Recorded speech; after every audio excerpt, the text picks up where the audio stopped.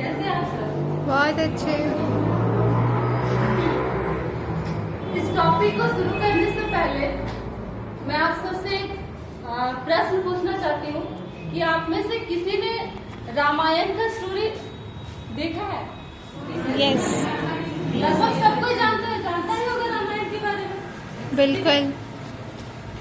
तो उसका सोर्स क्या होगा, मतलब कैसे आप वहाँ से कैसे आपको पता चला रामायण का स्टोरी? टीवी में देखते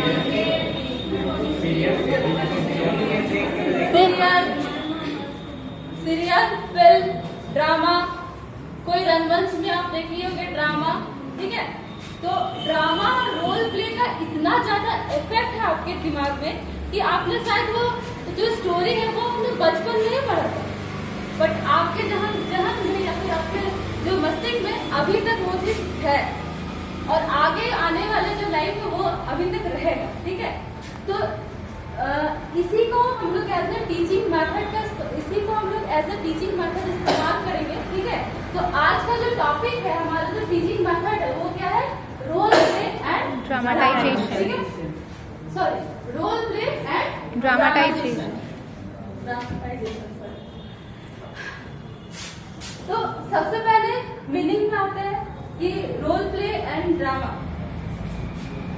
किसी भी घटना को या किसी के भूमिका को, विचार को या किसी के भाव को रंगमंच में अभिनय द्वारा प्रस्तुत करने को ही हम लोग ड्रामा और रोल प्ले कहते हैं, ठीक है?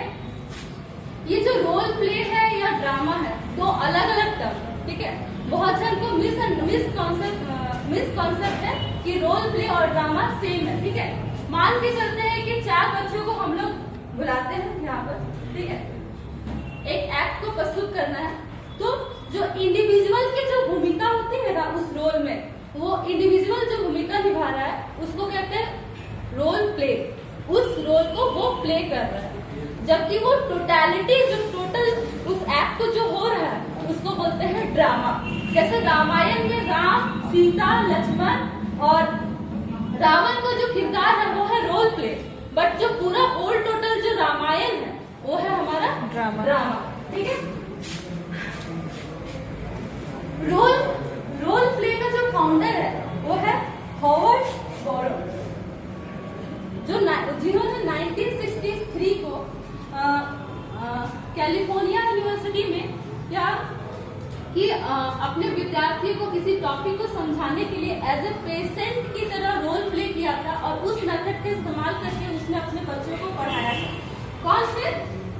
हॉवर्ड बॉरो, ठीक है? उन्होंने 1963 को रोल प्ले मेथड का इस्तेमाल किया था सबसे पहले, ठीक है? ड्रामाटाइजेशन के जो फाउंडर है वो है स्माइली हॉकी बेल्टासियागो, ठीक है? क्योंकि इसका नाम ही स्माइली है इसलिए उन्होंने जो मेथड इस्तेमाल किया है वो ड्रामा, क्योंकि वो आनंददायक, मतलब वो ड्रामाटाइजेशन नाम ही है स्माइली जैसा, तो वो उन्होंने खोज किया स्माइली हॉकी।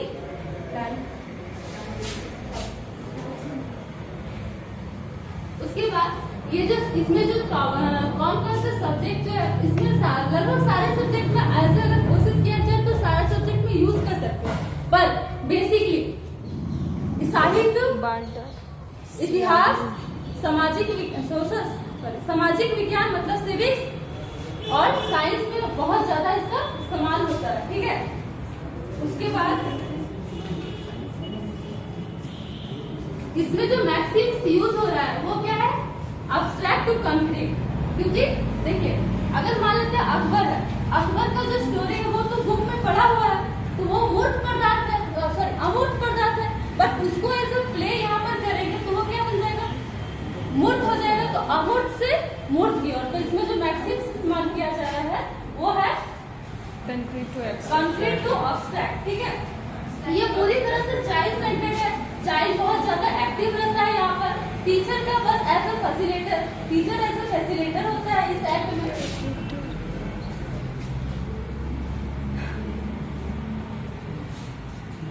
अब स्टेप करते हैं। अगर हम लोग किसी भी रोल को प्ले करते हैं तो उसमें कौन कौन से स्टेप, मतलब अगर क्लासरूम में जो रोल प्ले हम लोग कर रहे हैं फॉलो करेंगे, ठीक है। सबसे पहले प्लानिंग, ठीक है। हमारा जो टीचिंग ऑब्जेक्टिव है, विषय वस्तु है, उससे रिलेटेड होना चाहिए। तो हम पहले डिसाइड करना है कि हमारा कौन सा ड्रामा यहाँ पर पेश किया जाएगा, उसमें कौन कौन सी भूमिकाएं होंगी, ठीक है। सबसे पहले हो गया प्लानिंग। नेक्स्ट है सिलेक्शन रोल प्लेयर, ठीक है। अब क्या है कि उसमें प्लेयर डिसाइड करना है कि वो जो भूमिकाएं हैं उसमें कौन कौन सा विद्यार्थी उसमें पार्टिसिपेट करेगा, ठीक है। तो प्लेयर का सिलेक्शन होगा सबसे, उसके बाद नेक्स्ट है सेटिंग ऑफ स्टेज, ठीक है।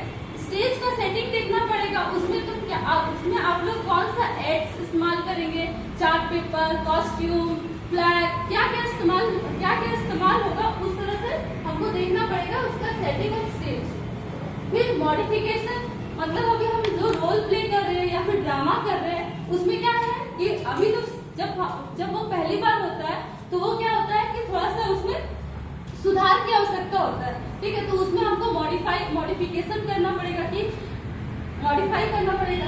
नेक्स्ट है डिस्कशन एंड इवैल्यूएशन, ये बहुत इंपॉर्टेंट है।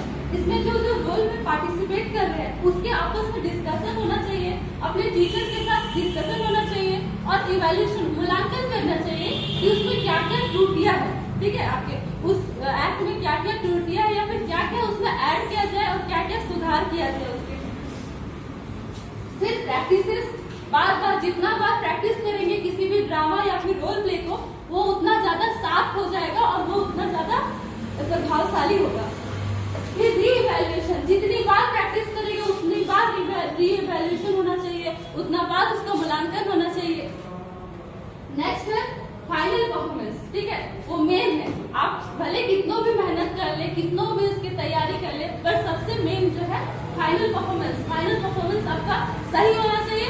अगर वो सही तो आपका जितना पुराना गलती हो सब, ठीक है। जो नेक्स्ट है इसका जो पार्ट है वो हमारा, चलिए कोई 4 लोग प्लीज सामने आ जाइएगा। इस चीज को समझाने के लिए हम एक्ट को शुरू कर रहे हैं, जल्दी आइए।